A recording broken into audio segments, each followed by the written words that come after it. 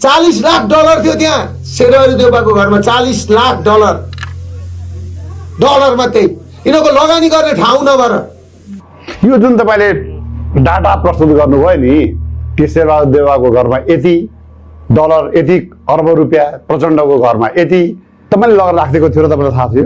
तपाईँलाई म भनौँ, प्रचण्डको 2600 करोड रुपियाँ दुबईमा थियो। 97 करोड रुपियाँ त उता बसन्त चौधरीले खायो। प्रचण्डको छोरो मरेपछि दुबईको 2600 करोड रुपियाँ च्याप्टर क्लोज भयो।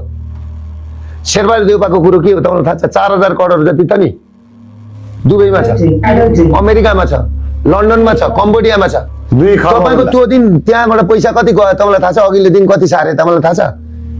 प्रचण्डको घरबाट ट्रकबाट पैसा लगेको नि, त्यहाँबाट चाहिँ पैसा आउट गरेको।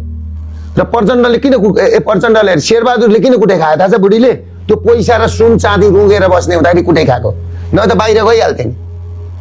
होइन, पैसा एक ट्रक पैसा पहिल्यै सारिसकेको थियो, एक दिन पहिल्यै सारिसकेको। अनि के रुँगेर बसेको थियो? होइन, तपाईँले के बुझ्नु, त्यहाँ 40 लाख भन्दा बढी डलरमा आगो लाग्यो। त्यहाँ त 1.5 करोडको पनि रक्सी भेटियो होइन? भेटियो नि त। तपाईँले के बुझ्नुहोस् भने नि, आजसम्म लुटिएको देशको पैसा छ नि कहाँ थियो भन्दाखेरि 1 नम्बर शेरबहादुर, दोस्रो नम्बर केपी ओली, तेस्रो नम्बर प्रचण्ड। कसैले भन्न सक्छ? तर भन्दाखेरि के भनिन्छ यहाँ, यिनीहरूलाई किन चाहियो? केपी ओलीको छोराछोरी नै छैन। अहिले पनि यिनीहरूको सुशीला कार्कीलाई अस्ति मैले भनेको अहिलेको प्रधानमन्त्रीलाई दिनको 1 अरब रुपियाँ कमाउँछन् अहिले पनि। तपाईँहरू कहाँ आउनुहुन्छ?